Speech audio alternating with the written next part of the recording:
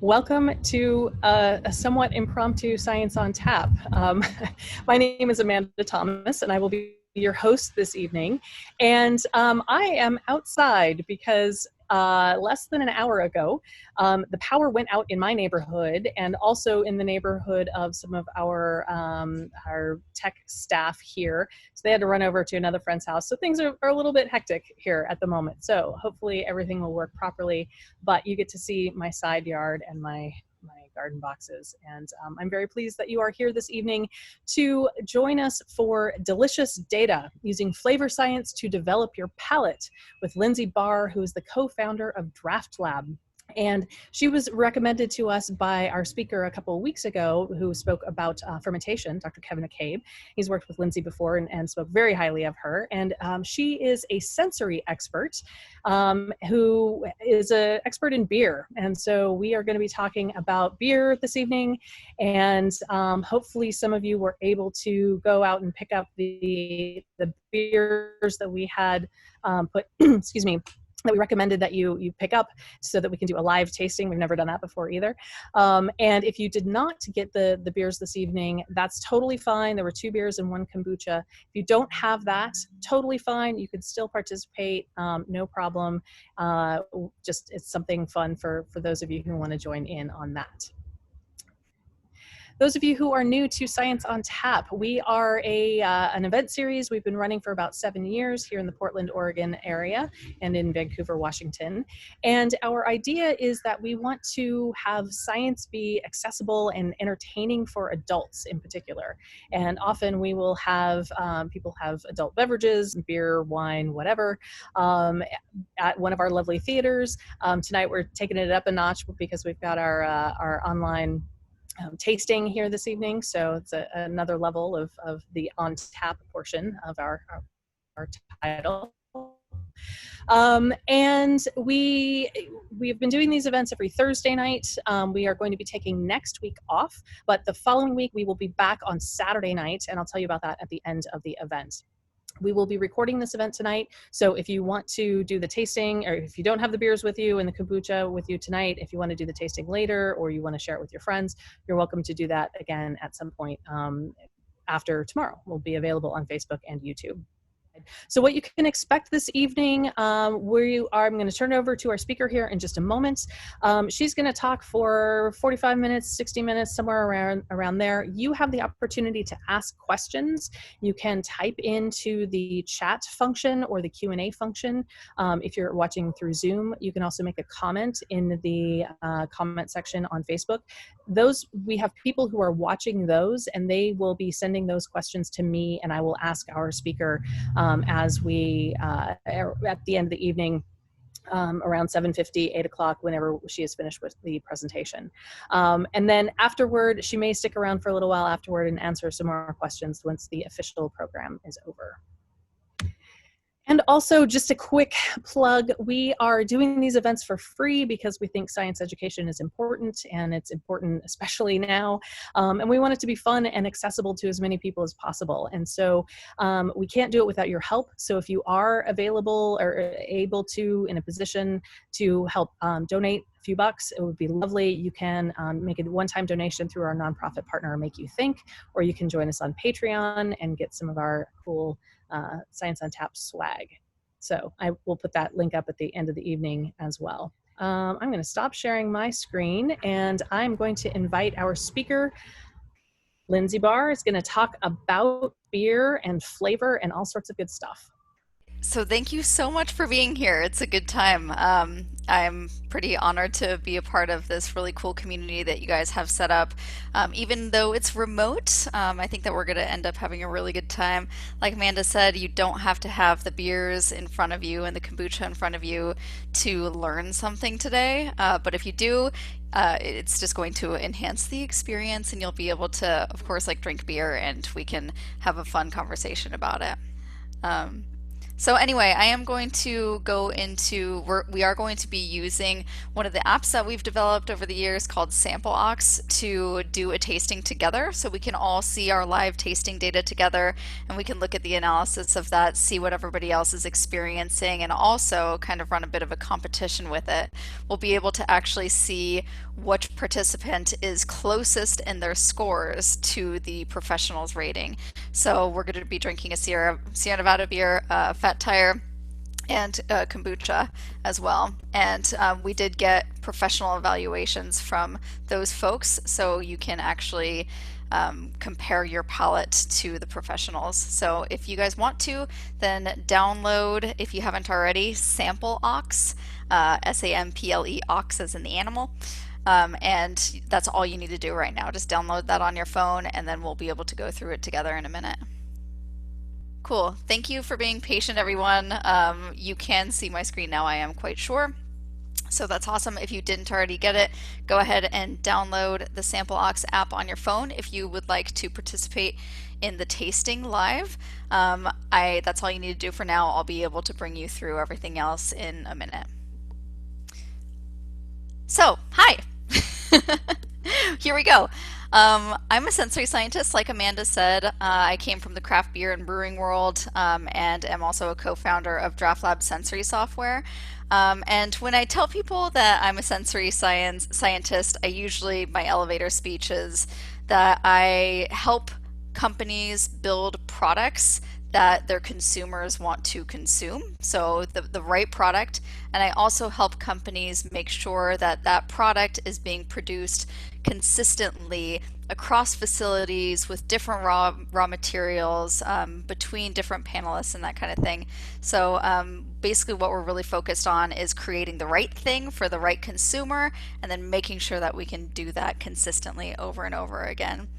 And I usually get a lot of questions around this, so I figured I would start with this. So basically what we do is we utilize our senses to be able to make assessments about the products that we are experiencing. So this is actually the definition of sensory science. This was produced by the American Society of Testing and Materials a few years ago. And it's basically the scientific discipline where we aim to evoke, measure, analyze, and interpret people's reactions to characteristics of foods and materials, and we do that through our senses. And it's not unlike any of the other measurements that are taken in companies, like analytical measurements. For example, if you're making beer, you need to be able to understand if you are creating the beer that is on target for the alcohol specifications or the bitterness specifications. So unlike analytical instruments, we use our bodies to tell us whether or not we are being consistent in our products. So that is basically what we do. And usually when I talk about my life as a sensory scientist, one of the questions that I get is, well, isn't taste subjective? How can you utilize your tastes and your overall senses to analyze products if my experience is different than your experience and different than their experience? And that's a really good question. And the answer is, yeah, absolutely. Taste is subjective. And so many of us stay in the subjective. We just know that we like something, but we may not know why we like that. And so what we're going to do today is kind of bridge that gap between the subjective and the objective so that we can get a more interesting experience with our products. All right, so sensory science kind of sticks between these two different objectives. We want to both describe the person, and we also want to describe the product. It's not enough to know what people like if we can't describe why they like it. Liking or disliking is definitely subjective, and those are hedonic measures, so hedonistic. They're measures of the pleasure that you get from the product. And what we do to measure these is run hedonic methodologies, and we're going to do that in a minute. Basically what these questions answer is what's liked and by whom. And that is a really important piece of product development. And that's actually where many companies put most of their sensory resources, but they don't put a ton into quality control. So we also want to talk about quality control. This is where you are describing the product. This is the objective evaluation. And we use different tests like discrimination tests and descriptive tests to be able to tell what the product is, what are the characteristics that make up that product, and then can we distinguish between products? So this answers the question, why is it liked, and are we making it consistently?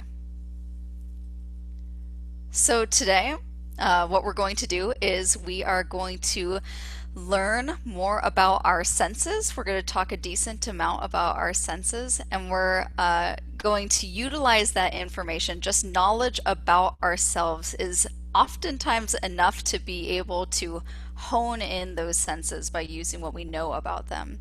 And then we're going to apply our senses so that you can take this into your everyday evaluations, so that you can get more pleasure out of your food and beverage experiences, so that you can take this knowledge into what you're doing when you're cooking in the kitchen as well. I really love this cartoon on the slide. She's saying, I don't remember the name, but it had, I can't actually see it, but it had like a nice taste to it. It had a taste that I liked. So by being able to be more descriptive in our language, not only knowing what we like, but why we like it, we will then be able to make more intentional purchase decisions. And I think that we're going to have a way more delicious life. So that's what we're going to do. Okay. So we're going to start with the science. You guys wanted the science, so we're going to just go with it. So, you know, perception is incredibly complicated, I'm sure, as you are aware.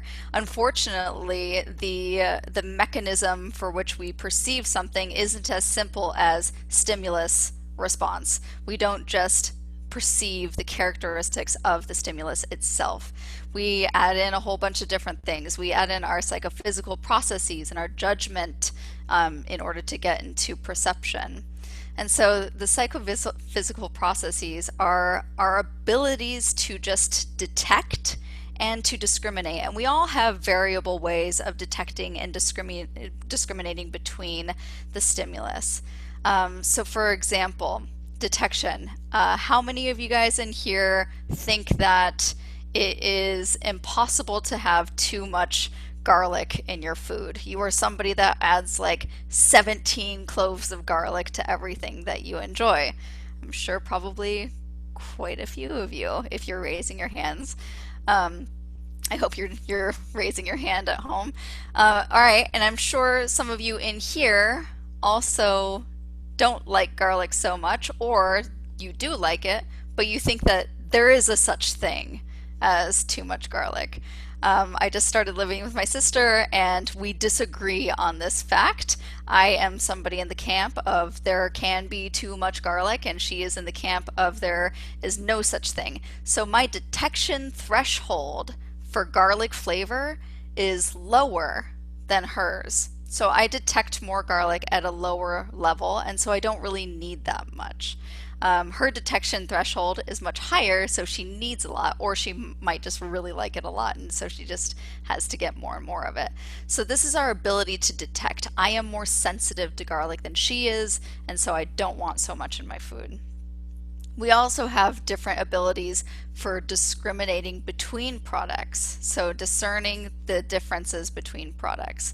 So for her, she doesn't really care how old a beer is, she's going to be drinking it. If I give her the same brand that has a difference with like 2 months on it, she's going to drink both and she's going to be happy with it. Me, on the other hand, I am able to discriminate between those two products, and I would prefer the fresher product to the aged product. And so, as you can see, being somebody with a lower detection thresholds or a higher ability to detect different aromas and a heightened ability to discriminate between products, it doesn't necessarily mean that you live a happier life. It often means that you're that snooty one who's like, no, I'm not going to really drink that one. Why don't you have it? And you can maybe give it to the person next to you. So it often doesn't mean that we're happier, but I do think that it, at least when you do find something that really gives you a lot of pleasure, I think that that pleasure is heightened big time. All right, so those are those psychophysical processes that make us all different. So we're already sensing different things when we are eating something together. And we get judgy. All right, and our judgment process is formed and built over time. When I say tequila, I'm sure about 40% or so, maybe 50% of you kind of have like a cringing gag reflex, maybe because you may or may not have had a bad experience with it. And then maybe the other 40% of you guys are like, woo, tequila! You've had good experiences with it, and it gives you a little shimmy. It makes you excited. And then the other like 10 or so percent of you don't really care so much about tequila. So this is something that is a judgment process. There's not inherently something that's like bad or good about tequila. It's just something that we judge because we have strong experiences with it. And this is also something that is going to modify our ability to perceive and also what we perceive, the specifics of what we perceive. All right, so this is the basics of how we just generally perceive sensations. And in analytical quality control, what we really want to do is try to get as close to the stimulus as possible. So we do that through a number of ways. We can try to diminish panelist bias by putting them into a dark room and by blinding it so that they're not triggered by, the word tequila, for example. So there are lots of ways that we as sensory scientists try to diminish humans' humanness so that we can get a better understanding of what the stimulus is. But I want to talk a little bit more about our humanness and how we can use that to hone in our senses. So our senses, y'all know what the senses are. So sight, hearing, touch, taste, smell. We're going to dive into them a little bit deeper, but I want to talk about something that we created a few years ago. This is the beer flavor map. And I'm actually going to open up my chat so I can make sure that people aren't saying something directly to me, but this is the beer flavor map. So this, we came up with this a few years ago, and what we were trying to do with this is give users a tool to help them describe their flavor experiences. So a lot of times we say the word taste and we don't really distinguish it so much from flavor. But flavor is actually the compilation of aroma, taste, and mouthfeel. And then with beer, there are all these different mouthfeels, all these different tastes and aromas that you can perceive. And this is a tool that kind of helps you to hone in on what that perception is all about. So our vision is our first line of defense when making flavor judgments. It's in fact way faster. It's our fastest response. It's 10 times faster than any of our olfaction. So we see before we smell. And so we make really quick judgments on, is this something that I want to put in my mouth, right? And it's a very strong sense for us. It's very keen sense. We can actually, our eyeballs can distinguish between about 1 million different hues. Of course, we don't have the language to be able to discriminate between all those, but we have the ability to discriminate between 1 million different hues, which is just crazy how good our eyeballs are. But it can also be a really big source of bias. I'm sure when you think about sensory, one of the images that comes to your mind is the red light panel. I love the red light panel. I think that it's a lot of fun to be put in red light. The reason why we sometimes run red light panels is to decrease the bias of vision. So if you see a pink beer, you're going to probably say things like strawberry, raspberry. It's going to, you might think that it's sour or sweet, maybe fruity, effervescent, but it may not actually be any of those things. So when we want to diminish that bias, we try to throw our people in red light. This classic study was done in 2001, and just to break it down really quickly, essentially even with like very highly trained professional sommeliers, They had three different products. They had a white wine that was just white wine. They had a white wine, the same white wine, colored red with red food coloring, and then they had the red wine. And they had these professionals do their evaluation in a red light kind of setting where they couldn't distinguish colors, and in a normal light.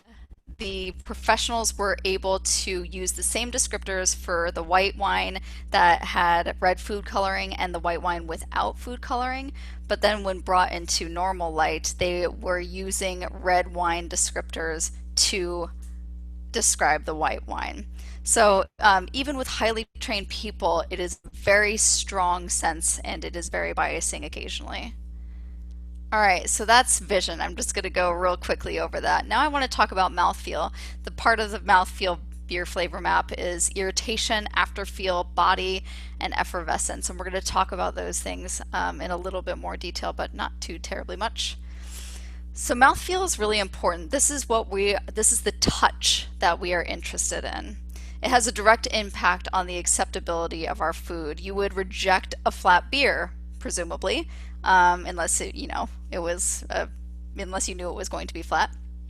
Or you might reject cold coffee. So these are all examples of something that mouthfeels that will actually cause you to make purchase decisions or to have a good or a bad experience with your product. So mouthfeel is kind of a bit of a mixed bag. It's pretty complicated. If you haven't caught on, sensory is pretty complicated.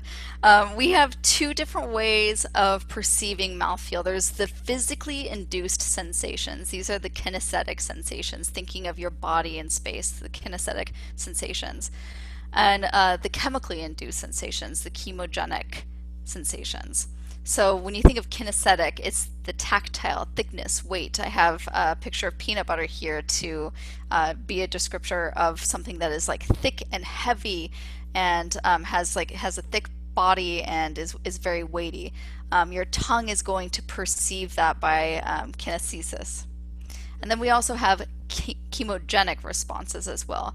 So when you're eating a curry at home, the first thing that you feel is the weight of the curry on your palate, and then later you start feeling the spice, and the spice builds and it builds and builds. So kinesthetic responses are much faster than chemogenic. It's the same thing with burning yourself, for example. You can feel the touch of the pan, but you don't feel the pain yet. So these are actually pain responses. So we think that we don't like pain, but we actually really do like pain. We like carbonation, that's painful. We like capsaicin, that's painful. We like the alcohol burn.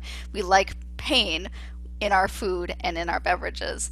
So carbonation is a good example of a chemogenic mouthfeel sensation. This is produced not necessarily only by not just by carbon dioxide, but the carbon dioxide has to be converted into carbonic acid by an enzyme called carbonic anhydrase. If carbonic anhydrase for some reason is inhibited, you don't get that tingling sensation. And there are some anti-nausea medications that will actually do that. It'll inhibit that carbonic anhydrase enzyme, and so you're going to taste champagne and you're going to be sad because it's going to taste flat and it's going to be weird for you. Luckily, these responses don't last forever. So carbonation is a pain response. If you put your tongue in a glass of Coca-Cola or a glass of beer for a little while, it's going to feel like fun for a little while, and then it's going to start getting a little bit painful. All right, and then we have menthol and capsaicin. These are really interesting. So menthol has a cooling effect, right? You put a mint in your mouth and you're like, I feel nice and cool. Capsaicin, so the spicy, has like a heating effect. What's really cool about this is what is literally happening is these same receptors that are opened or enhanced with cold and hot temperature are the same ones that menthol and capsaicin actually enhance. So with menthol, the receptor is CMR1, which doesn't really matter, but the same receptors that actually open up when your tongue experiences something cold open up when you're experiencing menthol, literally cooling your tongue. And it's the same thing with capsaicin as well. And alcohol, we often talk about alcohol burn. Same thing. While menthol and capsaicin, they directly will open up those same ion channels on your tongue. Alcohol will just make them more sensitive. It increases the sensitivity of those ion channels. So at a lower temperature, you're going to experience heat, you're going to experience burn. And that's how alcohol works to heat your mouth. Then metallics, we have iron as well. So that's going to cause like a kind of electric sensation and astringency. Astringency, we often talk about tannins in wine or polyphenols in beer, and basically what polyphenols are doing is they are able to quench salvatory proteins and take them out of solution. So when you drink a red wine that has a lot of tannins, you're going to actually quench the salvatory proteins from your tongue, and then you're going to get a drying sensation, and you can kind of feel that through like sandpapery feelings. So some of the tricks to honing in on your mouthfeel sensation is to move your tongue really slowly through liquid to perceive its body. So when you put a beer in your mouth, slowly bring your tongue through the beer without like flapping it all willy-nilly, so because that would be weird. Slowly bring it through and you can perceive its weight, its body. And then once you've swallowed the beer, suck your tongue a little bit, and then you can perceive the level of astringency. And so we'll do this later. And then you can utilize this information for your pairings as well. So if you're somebody who loves spice, you can actually enhance your spice perception by pairing something boozy with it. So if you want more heat, add some more capsaicin, and then add some more alcohol, and you're going to get hot burning sensation. But if you want to diminish it, on the other hand, add some mint to your curry, to your spicy food.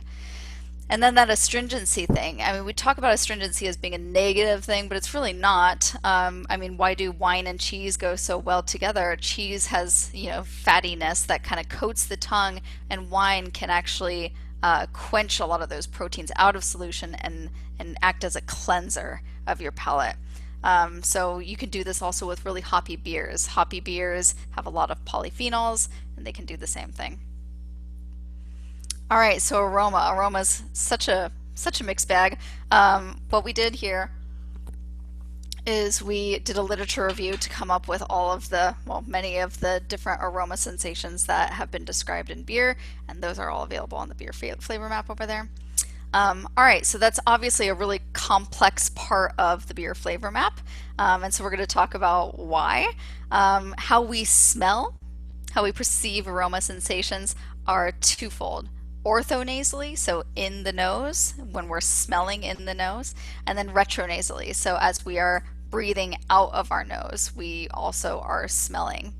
Oftentimes what we call aroma is when we're sniffing, and we call taste the sensation that we get when the food is in our mouth and then we breathe out of our nose, but that's actually aroma. Most of what we perceive as flavor is driven by aroma. It's quite complicated. And we're breathing all the time. On average, we take 23,000 breaths per day, and it is the ever-present sensation ever-present sense. We can't just turn off our sense of smell. What's really cool, there are a lot of things that are really cool about aroma, but the olfactory neurons are actually on our olfactory bulb regenerate every month, which is really cool. So these are nerve cells that are going to bind to different aromatic chemicals, and then we are going to register them as a smell. All right. Oh, and I said the possible aroma sensations are limitless. I'm sure you've seen in the literature people can discriminate 100,000 or a million different aromas. I mean, anytime that we're trying to quantify that, I think is kind of funny, because this isn't really a lock and key mechanism. There are a bunch of olfactory nerve cells that can bind to a plethora of different chemicals. And if we think about all of our different all the different combinations that we could perceive, it's limitless. So get your nose in things and experience different sensations. All right, so that's aroma.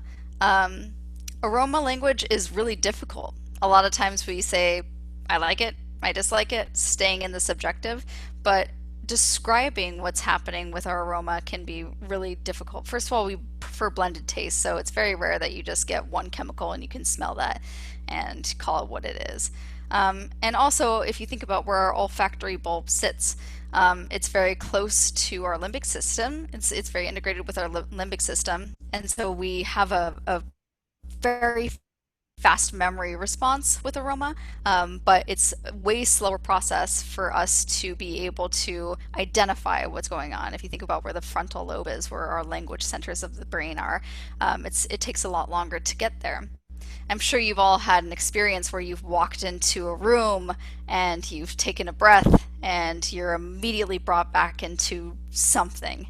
You're immediately brought back into like summer in Oregon, or you're immediately brought back to your grandmother's house. We can have these emotional responses first, and then that we can, if we can harness that and utilize that, we can be a little bit better at describing what our experience is. But we have very strong emotions. It's way harder for us to describe what's going on. Anosmias. I just did want to mention what an anosmia is. An anosmia is something that we all experience. I have anosmias to, I know that I'm anosmic to geosmin. There are a couple of other chemicals that I know that I'm anosmic to, and that I cannot smell them. I physically cannot smell them. And there are plenty of anosmias that you all have, where you physically cannot actually perceive the aroma from that chemical. And this is very common. It's common in the brewing industry as well. The only reason why I know that I am anosmic to geosmin is because I've trained on it and I know that I cannot smell it. And this can be a big risk if you're running like a brewmaster panel, for example. If you have one person that's saying this is good, that's not, whatever, then you put yourself at a pretty high risk, because there are plenty of people that cannot perceive what we would maybe consider to be a defect. So this is really the reason why it's fun to collaborate with people and understand what they are experiencing, and in the professional setting, why it's absolutely necessary to have a panel. Oops. Tricks. Okay. Yeah, there we go. Tricks. So how do we use this information now about our aroma? When you are experiencing a food or a beverage, one of the things that you can do to heighten your aroma sensation is to not just smell in, but once the beer or whatever warms on your palate, let more volatile aroma compounds out of solution by heating it up. You can breathe back through your nose, and then you will get a heightened aroma sensation. If you're really liking something, just close your mouth and breathe out of your nose. I'm sure you've all done the trick where you plug your nose, you put a candy in your mouth, and all you can do is taste tastes, but you can't actually smell smells. So you aren't able to open up that retronasal olfaction, and so you can't smell anything. Then when you open up your nose again, you can breathe out of your nose, and then you've had all that time to volatilize all of those chemicals in that candy, and then you breathe it back out of your nose and you get an aroma sensation from that. With training panelists, I like to start with the emotion first. So start by identifying, what is it you're feeling? What does this remind you of? And then you can work your way through, all right, what does this remind you of? It reminds you of summer in Oregon. Where are you in Oregon? Are you in a lilac field? Are you, whatever, oh, it's lilacs. So you can kind of like bring yourself through an experience and identify the thing that it is by harnessing those emotions. And then use tools that help identify those specific aroma sensations. So the beer flavor map works by saying, all right, fruity, and it follows your the order of sensation. So fruity, all right, maybe it's citrusy. What kind of citrus? Let's see. It's like grapefruit. So you can really hone in on what you are experiencing by using lexicons. And then the pairing. I like doing this kind of pairing. You can actually enhance different perceptions by messing with cross-modal interactions between aroma and taste. So you can enhance the sweetness perception of something by adding vanilla. When I say vanilla, I'm sure many of you think cookies, cakes, ice cream, milkshakes, sweet things. In our culture, we pair vanilla with sweet things, and so we have learned vanilla equals sweet, but vanilla itself is not inherently sweet. If I were to give you a novel aroma and pair it with something sour, you would henceforth consider that thing to be sour. So you can kind of mess around with this. It's pretty fun. But it's a common trick to increase the sweet perception by adding like vanilla or licorice, that kind of thing. It'll actually enhance it without giving you more sugar.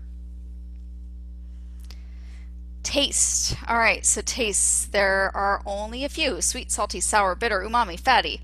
I like to think that there are many more tastes, but we're going to talk about that in a second. I'm sure you guys have all seen the tongue map, right? You've seen, okay, sourness is on your right side, or on the sides, bitterness is in the back, not so many in the middle, and the sweet. It's wrong. The taste map, the tongue map is wrong. This has been debunked. It was actually kind of like a weird mistranslation of a paper that was written in 1901, and it was kind of debunked not too long ago, but I can't remember when. Basically, we do have more taste receptors on the sides of our tongues and not so many in the middle, but all of our taste buds are capable of experiencing all of the same tastes, every single taste.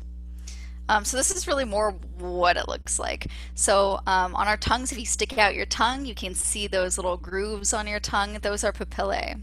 And in those papillae, there can be hundreds of taste buds. Sometimes there can be only a handful of taste buds.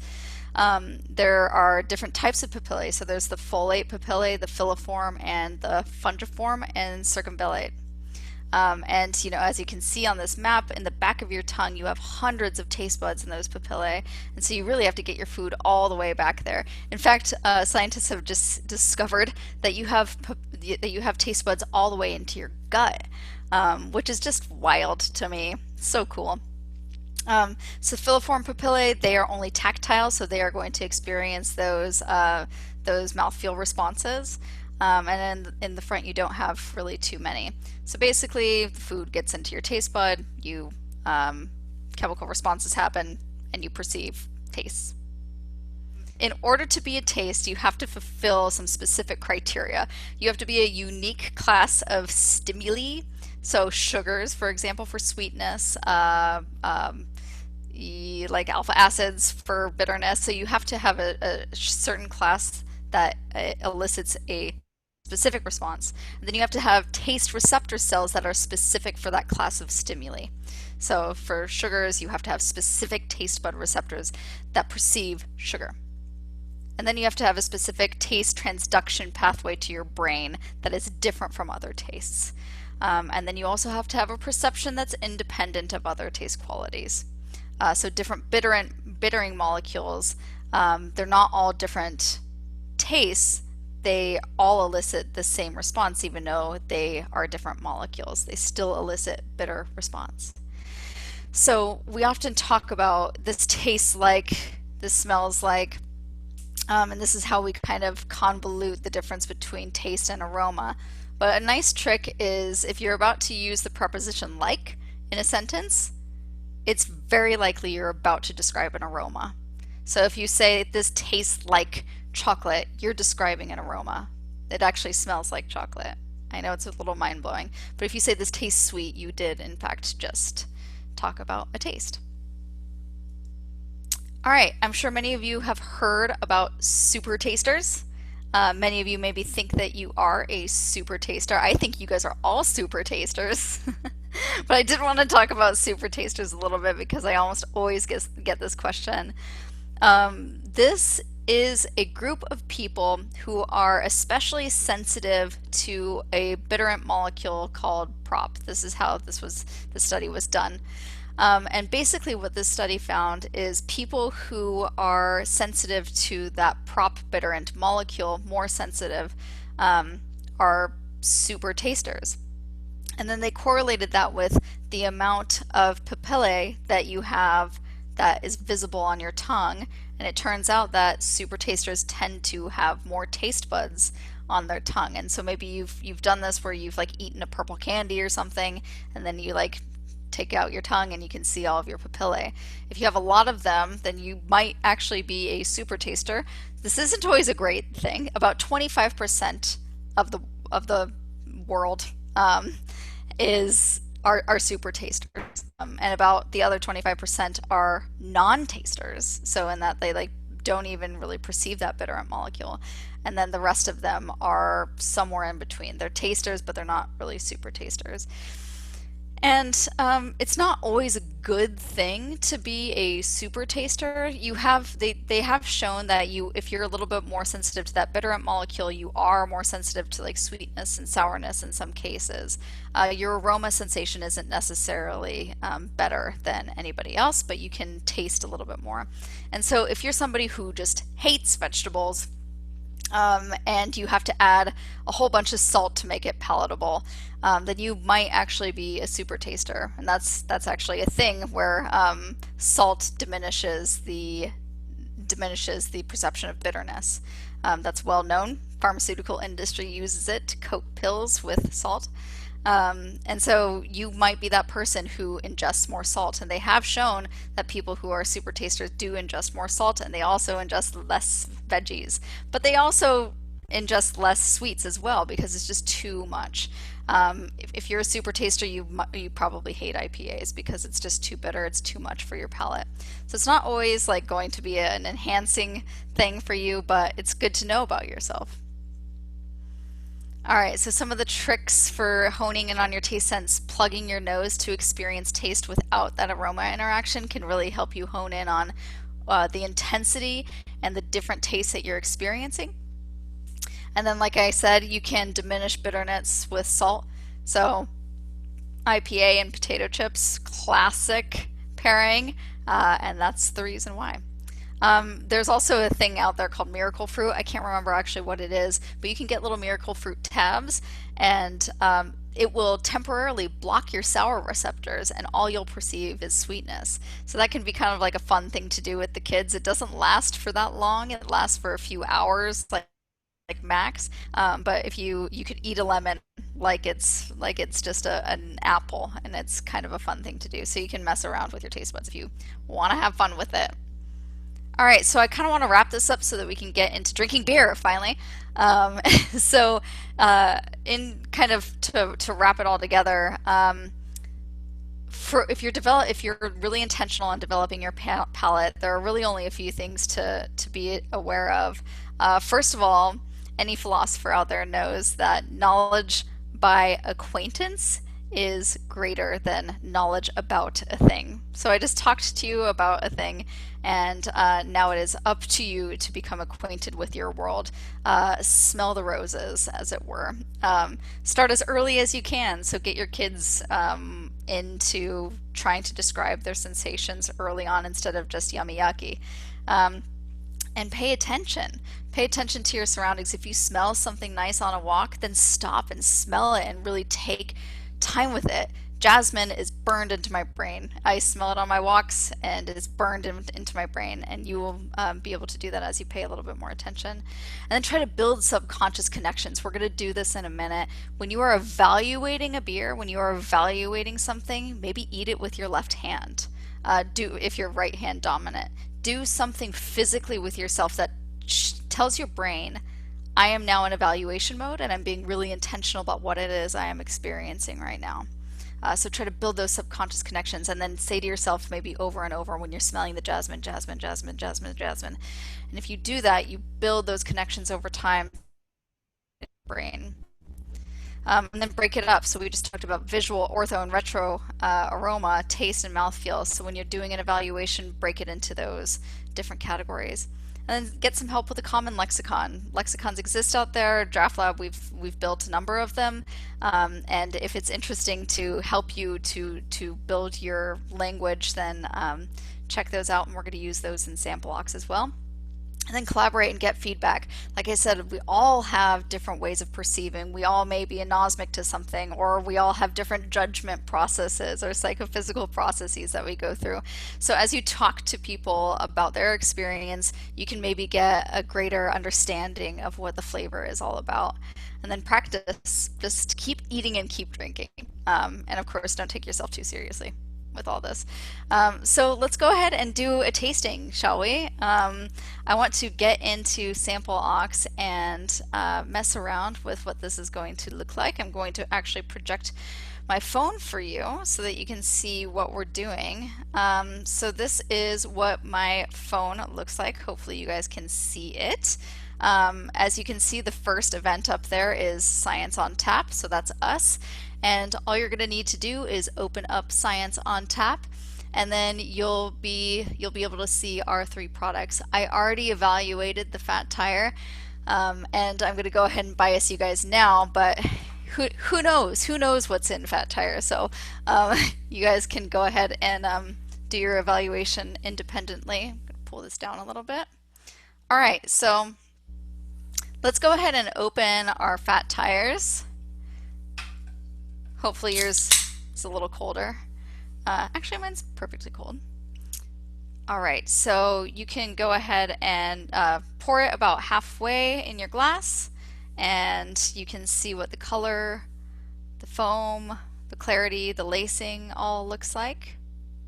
And then what I like to do, I like to hold the beer a little bit in a funny way. Like I said, trying to make those subconscious connections. So I do the pinch and pinky hold, and so I pinch the glass and then I put my pinky under the glass, and then I keep it about half full so that you can do a nice swirl to break out some of those volatile aroma compounds without spilling all over yourself. Let it heat up on your tongue, let more chemicals break out of solution, and you should be able to sense a lot more. And then breathe out of your nose, and you can get that retronasal olfaction, and you should be able to get more like kind of caramely aromas, more malty aromas, whereas with just the smelling, you probably experienced more like kind of green apple, floral, those smaller chemicals. And then taste. Of course, you can plug your nose to get only taste, and you can see the intensity of the sweetness, sourness, saltiness, bitterness, umami. But I like to kind of keep my nose open, especially if it's just casual like this. And then mouthfeel. So I'm going to open up what I said about this. The first thing that I want you guys to do is hone that subjective person that you are and tell me how much do you like it. So this is a little sliding scale that's going to tell you how much do you like it. And there you go, I like it this much. And then you can look at the color, the clarity, and then you can choose some of the flavors in here. So I'm going to choose nutty, and I'm going to say none of these are really resonating with me, so I'm just going to say nutty, but you could choose some specifics.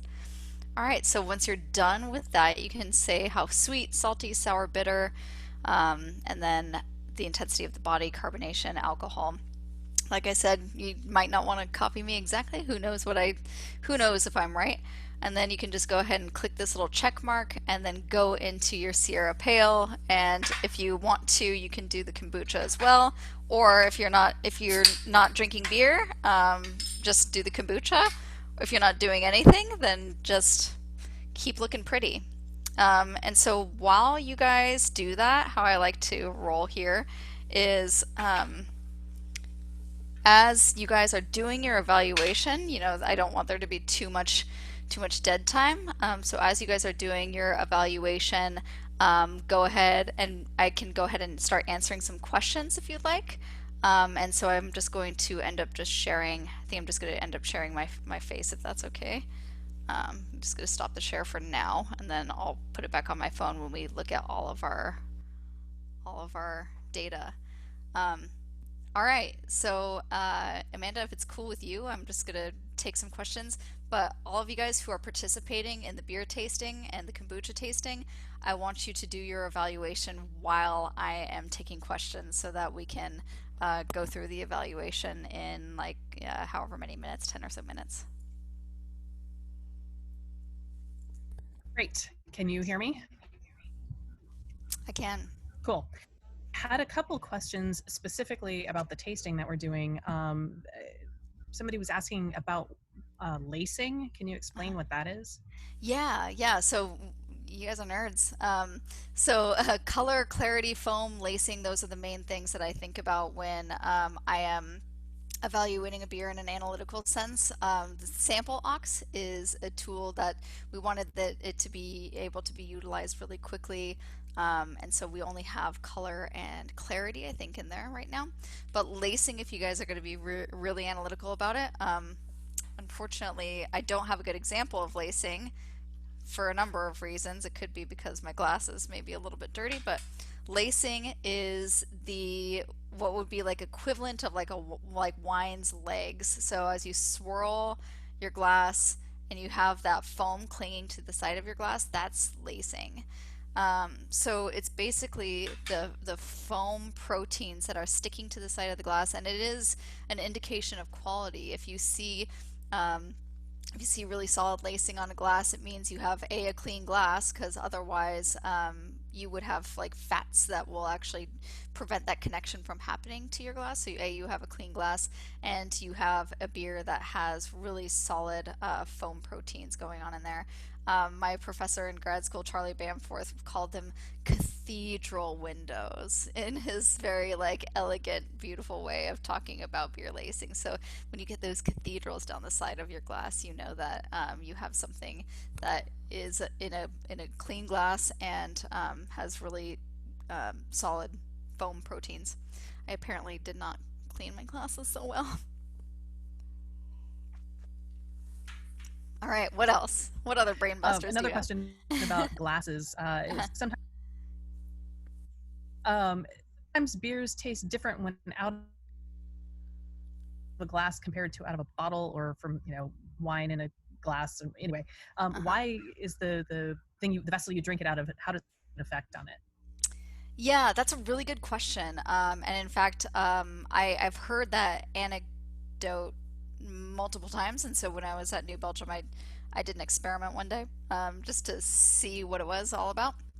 And I think one of the things that is most, I think the factor, and I haven't done like real research on this, but I think the factor that influences the glass, the aroma sensation that you get out of different shapes of glasses is the temperature that you have, the temperature increase that you have from your hands.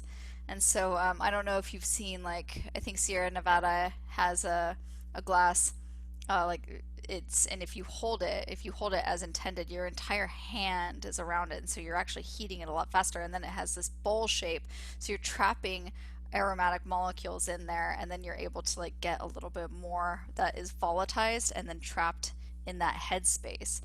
So many of them kind of have lips that kind of go up. You're actually trapping some aromas in that headspace, and then the mouth has to be wide enough to where you can stick your nose in there as well. So a lot of the factor I think that influences what you get out of different glasses is the amount of heat that your hand is going to add to the liquid itself. You're going to volatilize more. And then the shape of the curve, if you have like a bit more of a curved shape, then you're going to trap a little bit more of the aroma molecules in there as well. So if you think about like a pint glass, it's got like the hand thing, like the full hand thing, but it has it kind of like widens out, and so you're not going to get a whole bunch of aroma from it. But they don't break, and they stack. Okay, another question about beer. You mentioned when you were pouring yours, you were saying, oh, I think it's cold enough. What is the temperature? How does that affect beer in particular, but Yeah. perhaps other beverages too? Yeah, I mean, it affects the aroma sensation really dramatically. So as if you think about like reheating a can of soup or something, right? When you open the soup, it doesn't really smell like that much, but then when you put it into a pot and then you heat it up, you're going to get a lot of different smells. And so what's happening there is chemicals are being brought out of solution, volatilized from heat. So as your beer warms, you are actually going to get more aroma from it. And as it's cold, I mean, if you drink like ice cold Bud Light, you don't taste anything, right? And that's, sometimes that's welcome. Like I want to like not drink anything that makes me think about something. And so just keep that beer really cold, and you're not going to really be able to smell that much. So the right temperature, I mean, I've heard that like, you want to drink stouts at this temperature and IPAs at that temperature. To me, like especially running an analytical sensory lab, we just kept everything at the same temperature. and just make sure that everybody if you're trying to standardize the tasting, just make sure that everything is the same temperature. Otherwise, we're going to be kind of like not experiencing the same thing from the get-go. But I like to go about like just refrigeration temperature, maybe a little bit warmer, but I certainly don't think keeping it warm is like that fun. I also like drinking beer as the consumer is drinking it. So consumers are generally drinking cold-ish beer, and so I like to drink it cold. But some people say that they want to taste the worst case scenario, so they keep it warm. But I like keeping it cold. Can you describe what umami is? It seems like that is a new thing Yeah. for some of our these. Yeah, I didn't really get into the different tastes. So taste, we say that there are five: sweet, salty, sour, bitter, umami. Maybe metallic and maybe fatty also is a taste as well. So umami is kind of the new kid on the block. It's basically glutamate. So monosodium glutamate, MSG, gives that kind of meaty, fuller flavor. You taste umami sensations. Again, it's just glutamate. You taste umami sensations in like tomatoes or in meats or in mushrooms or seaweed. That kind of like that umami thing. I don't really know how to explain it other than that. But if you honestly, how you train panelists on umami is with MSG. We just get a little bit of MSG, we add that to water or to beer or to whatever it is, and that's umami. So you can get powdered MSG at the grocery store. If you don't like drink pints of it, then you're gonna be okay. But yeah, Chinese food, MSG. Have a couple questions about taste. Some people liking tastes and other people not. For example, I can't stand the taste of licorice, but my partner really loves it. Some people saying that they hate zucchini and asparagus, but like Brussels sprouts, which a lot of people dislike those. What's going on there? Also cilantro, because that's a thing. Yeah. Genetic, I believe, on that. Cilantro is a really good example. Cilantro is a good example because there is a genetic link with whether or not you're going to like it. Many people perceive it as being soapy. And I actually was one of those people, and then over time I just like started to like it. So something must have happened to me genetically to where I just started liking it again. Um, so so yeah, so we all have different likes, different dislikes. We all have our different experiences with it, and partially it's going to be your upbringing. So what has your family, what have the generations before you been eating?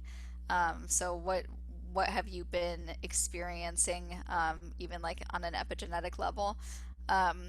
And also just what are the experiences you've had, like my tequila example. If you've had crappy tequila experiences, then you're not going to really like it. If you've had a cheese experience that wasn't great, then you're not going to like cheese. I mean, you talk to our family's generation, like they hate Brussels sprouts because they boiled them, like it's very sulfury. So we tend to, a lot of there are some similarities with those foods in that like maybe they're sulfur driven and maybe you don't like sulfur driven foods like Brussels sprouts, or lager beer or something like that. And generally over time you can get kind of a better idea of like where you kind of like cluster in your flavor preference. But really it's going to be your upbringing and it's going to be your experience, and it could also be similar to what I was talking about with the super tasters. If you're really sensitive to bitterness, you're not going to like Brussels sprouts because they can be quite bitter. If you're really sensitive to sweetness, maybe you're not really a dessert person, which I what, but it's partially going to be your genetics. It's partially going to be your experience. We have lots more questions, so I don't know when you want to get back to the Um, Let me check it real quick and see how many of you guys are done. But I mean, I can take a few more and just make sure that you guys all have been able to do your evaluation. So why don't I just take a few more? Okay. Somebody asks, I encourage others to have a beer with buttery foods like artichoke leaves dipped in butter, crab or lobster dipped in butter, or take a swig of beer after each bite. Please describe why I like this so much. But you like butter? Or just the combination of the two. Oh, butter and artichoke and And beer specifically. butter and beer. Man. I mean, I can definitely make something up. I can logic this if you'd like. First of all, butter is delicious. I am with you there. I think that there's something to, if you think about pairings, we are either looking to enhance aromas that we are digging, or uh, to diminish them, or we're looking to like kind of find like a marriage between them. So butter isn't like it's going to be like a general flavor enhancer, and like we kind of talked about a little earlier, like it's quite fatty. So butter and beer is going to be pretty good because if you have like a highly polyphenolic, if you have like an IPA or something, then it's going to kind of cleanse. But especially if you have like a brown butter or something or other, you could be enhancing the caramelized characteristics that you get in beer. Typically, what's really funny about that is like brewers are appalled by butter, by like butter popcorn, because diacetyl is a common off flavor. It's a common defect in beer, and it smells like butter. And so a lot of brewers would probably just say like, don't pair something buttery with my beer because it would make it feel like it's maybe diacetyl, but it's not. So I don't know. That was a bit of a tangent, but I now want to go make something buttery. I too think that sounds like a good idea. Mhm. Um, Another question. I feel like I'm not able to identify a lot of flavors. Are there things I can do to improve that? Like eat and think about a lot of nuts? Question mark. How would you and identify your palate? Yeah, so kind of like my last slide, I think that it takes a lot of just like general mindfulness. So when you're walking down the street, taking the time to smell the jasmine and then like making those subconscious connections. So like pick up the flower, smell it, and tell yourself over and over and over, this is jasmine, this is jasmine, this is jasmine. And then it kind of gets burned into your brain. Additionally, if you feel like, I mean, if you feel this is a sentiment that is common. A lot of people say like, oh, I'm just not a good taster. I don't really pick up on a lot of the things that people pick up on. But really, we've never really been taught to hone our sensory selves. We're just given the language of yummy yucky, and that's about it. But we're not given the language around describing our flavor experience. So using tools like lexicons that are out there, like the beer flavor map is a good tool, which you guys just used in Sample Ox, and collaborating with your friends. Ask, what are you smelling from this? What are you tasting? And you can build your palate that way by just kind of getting more of a conversation going and just being mindful in your evaluations. Yeah. Is there a good way to cleanse your palate between tastings? Yeah, that's a really good question. I'm a huge fan of water. You see like the unsalted crackers and stuff on tables, for judging. I'm a fan of water. You also see like coffee for sniffing, or you see people smelling their arms or whatnot, to just kind of like neutralize your palate or your sniffer. And I like to use a lot of water. And the very few studies, which I've not really done many studies on this, I've found that my panelists were no less fatigued when I gave them crackers. And in fact, I kind of think that it could mess with your evaluation just a little bit too. You might be carrying over some of those crackery, nutty flavors when you're drinking beer as well, when you're drinking a beer next. But Anecdotally, when I'm judging, when I drink like literally 80 beers in a day, I don't drink all of them, but I sample 80 beers in a day. When that when that happens, I do like to have a little bit of an unsalted cracker just to like kind of get a lot of like scrape some of the bitterness off of your tongue. It's just trying to like get the bitterness off of your tongue, and water will do it, but it won't really do it. It won't really get all of it off there. So I'm okay with it, but it's not ideal if you have to. Had a couple people asking about, can you describe what the difference between sour and bitter tastes are? Yeah, those are often kind of confused. Sourness is going to be brought up by a whole host of different like organic acids. So, citric acid in citrus fruits. So if you bite into a lemon, that's a lot of citric acid. It kind of has that mouth watering characteristic to it. That's going to be citric acid, very sour. Um, and then let's see what else. Malic acid, so biting into an apple, that's like kind of a smoother, cleaner sourness, but a sourness nonetheless. Acetic acid, which is something that you're definitely going to be tasting in the kombucha, is like vinegar. It's like that sharp, pointy acid. Those are all sourness. That's all sourness. So it's by those organic acids. Bitterness is going to be, so if you think of like a bitter IPA, it's going to be brought on by alpha acids in that case. But there are a number of other molecules that will elicit bitterness as well. So if you eat like the stem of a Brussels sprout, just the little stem, it's really bitter. And that's going to kind of like cause this. Sourness makes my mouth water. Bitterness kind of makes my mouth um, like a little drier, strangely, but there's a difference between astringency and bitterness as well. So hopefully that kind of helps. Go drink an IPA, calibrate yourself on bitterness, and then go eat a lemon and calibrate yourself on sourness, which is literally what we would do in a panel setting. That brings me to a question about can you talk more about how you train tasting panelists? Yeah, I mean, there are a number of ways of doing it, and it kind of my philosophy is just to main remain as close to your business objective as possible if you're working for a brewery or whatever.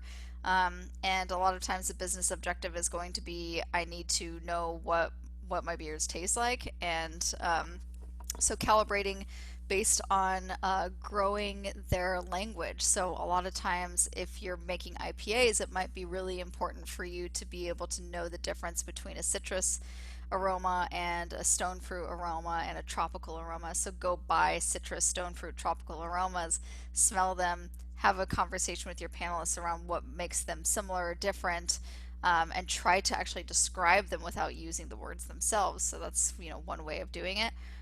You can also buy chemical flavor standards. So like acetic acid, you can buy, acetic acid is vinegar.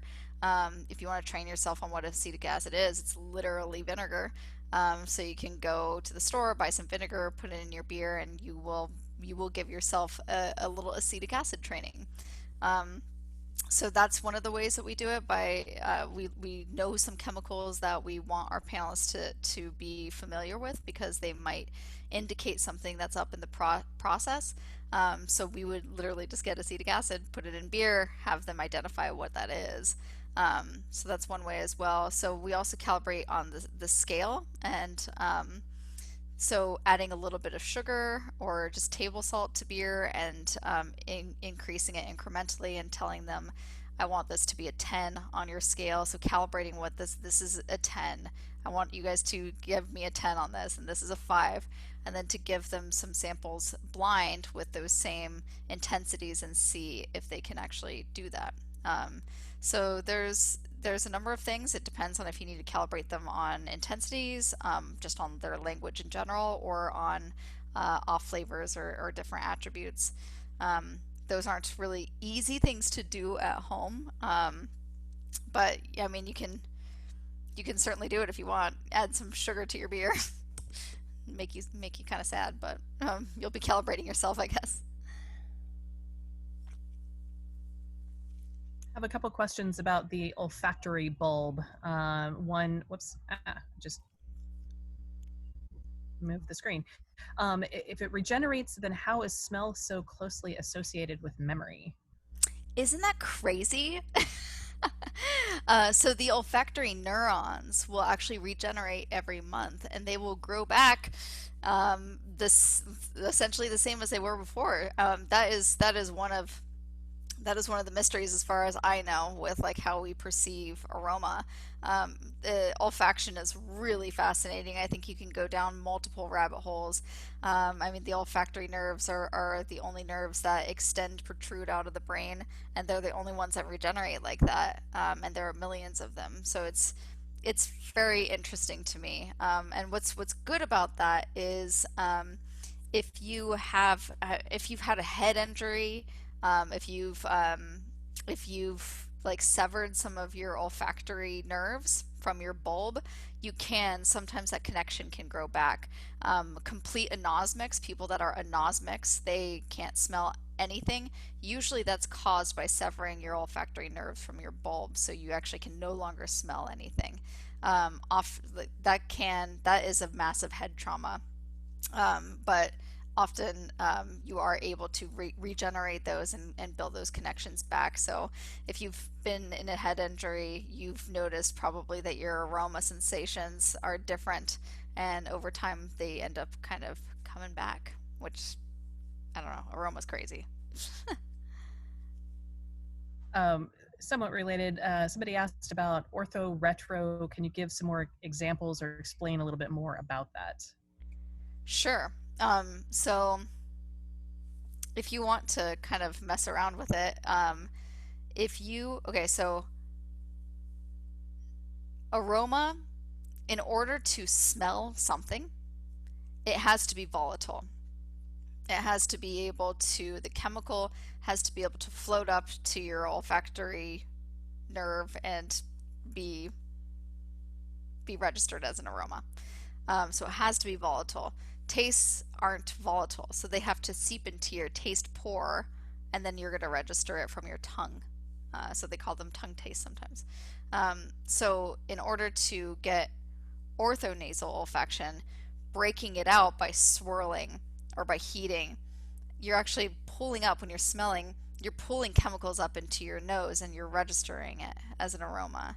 So if you only want to do retronasal olfaction, you can plug your nose, take a sip, let it heat up on your tongue, let it hang out for a little while, and then open your nose and then breathe out. You didn't do any orthonasal olfaction. But when you get that caramel aroma, when you get that green apple aroma, when you get those like floral fruity aromas, that's all aroma, and that's happening retronasally. So out of your nose, retronasal, not orthonasal. Yeah, if that makes sense.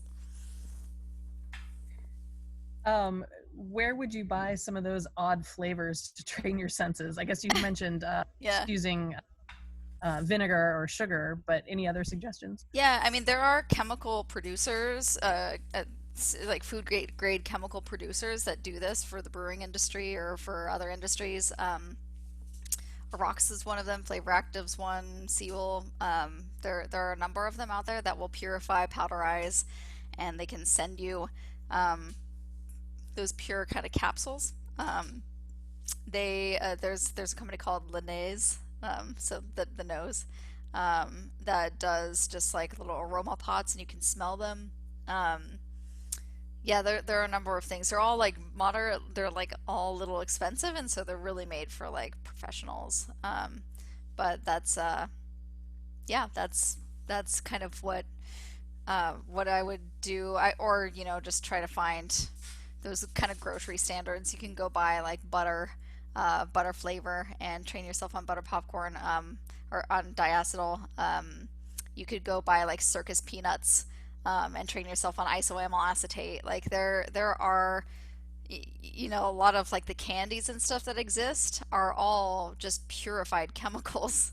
Like they're purified food grade chemicals that are mixed with gelatin and sugar.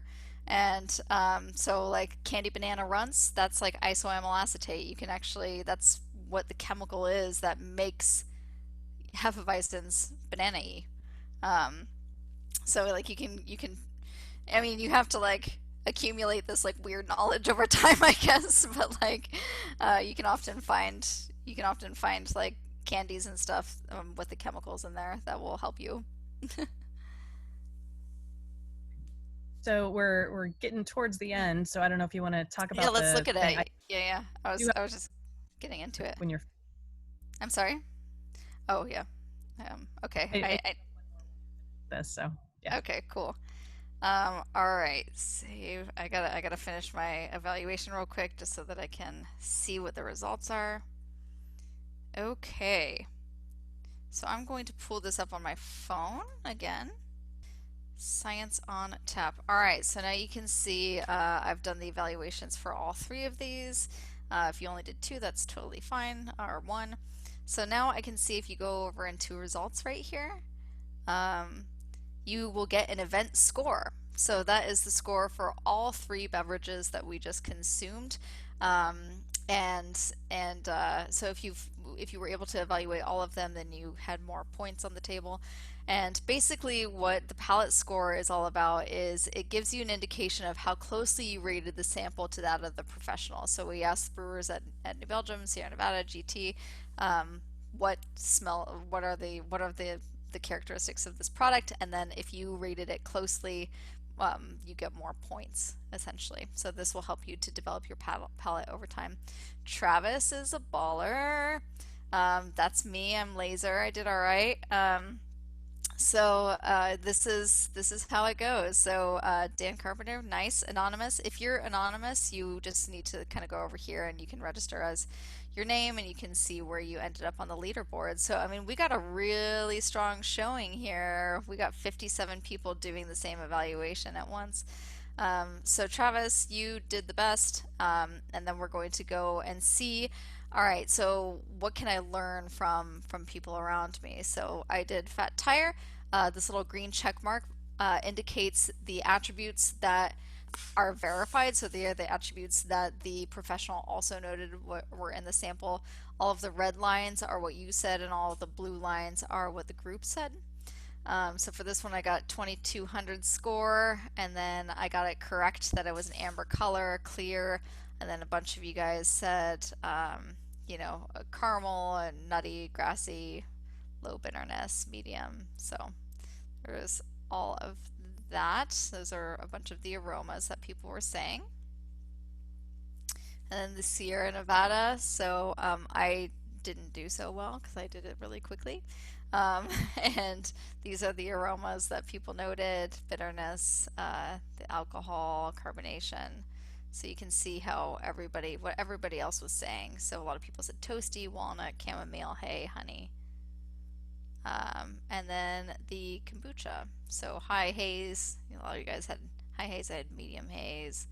A lot of you picked out ginger, raspberry, strawberry, acetic acid. Nice. Green Jolly Rancher. Very good. High carbonation, low drying. So you can kind of train your palate over time to see what everybody else around you is saying as well about these beers. So yeah, that's Sample Ox, and also there's a whole bunch of events going on now, but you can also see how you've done in the past, what you've liked in the past, what your tasting notes were in the past as well. So this has a history of everything that I've tasted. So I liked the Sample Ox Amber, and you can see what I said about it, and I got an indication that I also liked it. So if you go to the front page too, you'll be able to see other little events that are going on all around the place, and you can search for events and whatnot. So anyway, that's that. Good job, Travis. I don't have anything to give you except for our thumbs up, and you get to have the pride of being number one. Okay. Actually, I don't know if it's the same Travis, but a Travis is asking, what score is this out of? Yeah, What's it's actually going to be different. That's actually something that I kind of want to put in the app. It's going to be different for every event. So the amount of the the amount of points available is going to increase with the amount of aromas that were selected by the professional. So there will be more points on the table if there are more aromas that have been selected. So it's kind of modifying. It's not just always, it's not standardized. It's not just like always out of 1,000. So it changes based on the complexity of the product. So is this an app that you can use? Like, does it need to be in a tasting setting like this, or can you go, buy something at the store and bring it home and see what the tastes are in comparison to other people? Yeah, that's kind of like the single player thing. That's eventually as breweries get into it and start getting start their pages and stuff, you will be able to do that, but unlike to Untapped or whatnot, breweries really have to be kind of like running research around what they're doing in order for it to be available online on the Sampleox app. Hopefully we will live in a world one day where you can find any beer on Sampleox and you'd be able to do your evaluation. But there, you should be able to see a decent amount. Yeah, so yeah, somebody just said that they found something from Two Towns. Yeah, Two Town Cider is doing something right now. Deschutes has done stuff, so you'll be able to see some events popping up in your area. So I have one more. We've gone a little long, which is great because this is Yeah. fascinating. But I have one more question, and then we're going to wrap up, and then you can stick around for more questions if you would like. But my final question is, how do you become a flavor scientist? What's your background? Oh yeah, yeah. My background, I studied biochemistry and molecular biology, and kind of just loved biochemistry and I kind of got into home brewing because like what's a better way of applying biochemistry than to brew.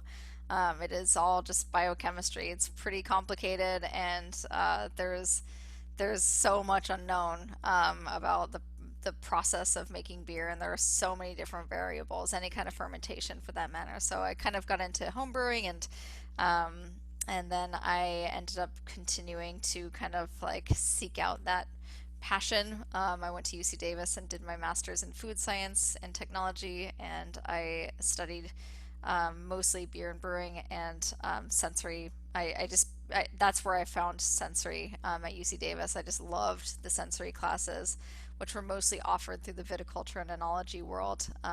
Beer is starting to offer a little bit more sensory courses, but the sensory discipline is the same regardless of what kind of discipline you're looking at, what kind of avenue you're going down. So I took a whole bunch of sensory courses, and what when I once called myself a brewer that happened to study sensory, I now definitely call myself a sensory scientist that happens to work mostly in beer. And so that's kind of what the little journey was. And I started working for New Belgium and kept it going.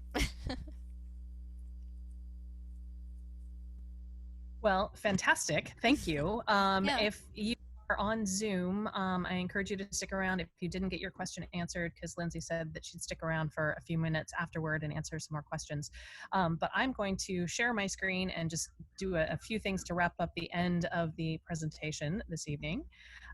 Again, thank you so much for sticking around and being able to roll with it. We still don't have power at the house, so who knows when the power is going to come on. But next week we will not have an event, but the following week on Saturday night, July 11, we will be doing a special event. Whoops, that shouldn't be going forward. A special event with a group called Science Riot. And if you have been paying attention a couple of months ago, you might have remembered that we were about to do two science events last March with some scientists that we had trained here to do comedy, and that didn't happen because everything, yeah. So we're doing a live a recorded event. We are recording these scientists who are going to be doing their comedy on screen for another comedian. We've tested it out a bunch of times. It's going to be awesome. There's I think 3 or 4 scientists from Portland and also from Colorado Springs who are going to be doing the show on Saturday night, July 11th. So if you're interested in supporting local scientists who are learning how to do comedy and become better science communicators, I encourage you to check it out. That event will not be recorded and broadcast later. It's a one-time only, watch it on the 11th kind of thing. So we'll be sending out more information about that soon. Quick thank you to our Patreon supporters and all the folks who have donated through our Make You Think partner. But the Patreon supporters, you're amazing. I appreciate you. If you haven't already gotten your swag yet, please make sure that I have your address so I can actually physically mail you things. And I really appreciate you, and couldn't do this without you. And also, again, if you are able, we can't do Science on Tap without help, financial help from all the folks who are participating with us. So if you want to join us on Patreon, please do that. If you are able to make a one-time or multiple time donation through our nonprofit partner, Make You Think, we would be incredibly grateful. So thank you all for coming this evening, for rolling with the power outage punches, and hopefully you enjoyed your beers. And we are going to leave this screen up on, or this slide up on screen, and then Lindsay, you can come back, and if you want to read through the chat a little bit, and if there are any other questions that you'd like to answer, you're welcome to do that. So thank you. Awesome. Nice. Thanks, guys. I'll kind of go through this, see if there's any additional.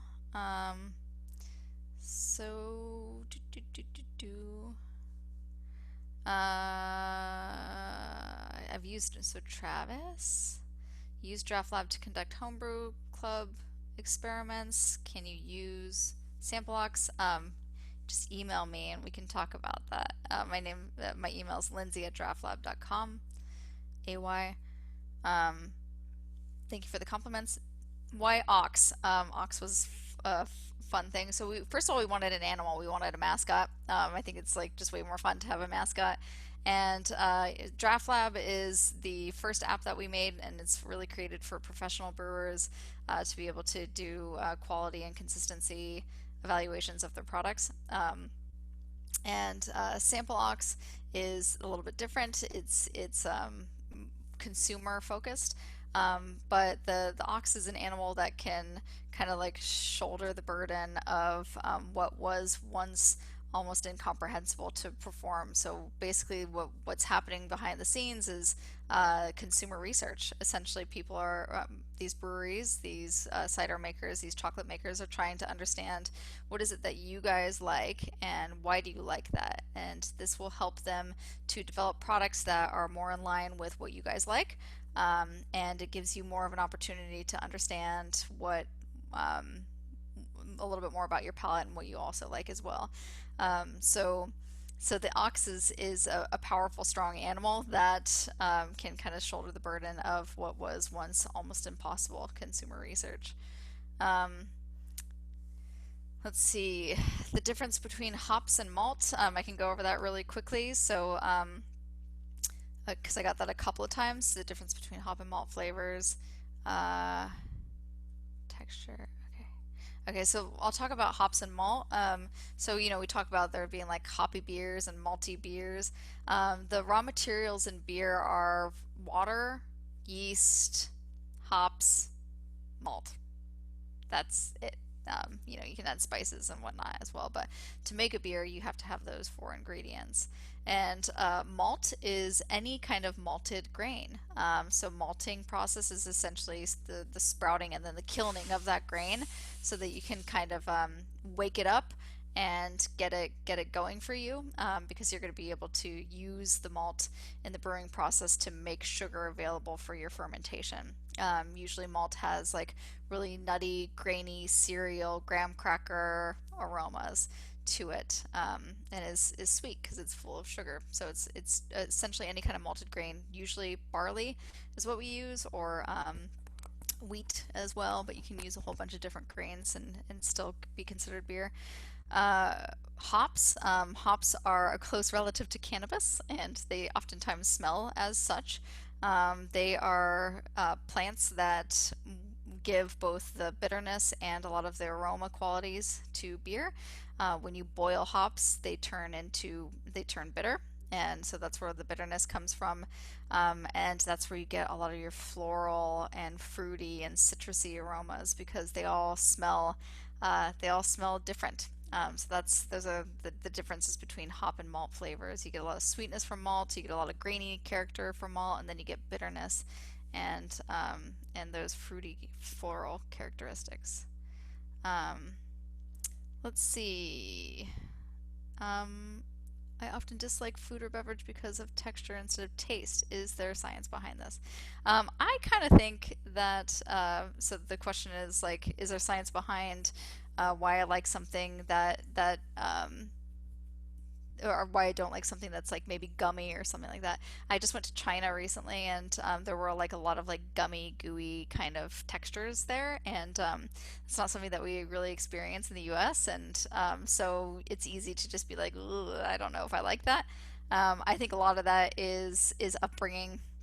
I really do think that a lot of that is environmental, it's cultural. If you've grown up in a place where like gummy textures are the norm and you've had good experiences with them, then it's fine. But like if you don't often have good experiences with gummy textures, then like you're gonna you're gonna maybe not really love that. So I really do think that a lot of that is cultural. How do hops preserve beer? I mean, they do and they don't.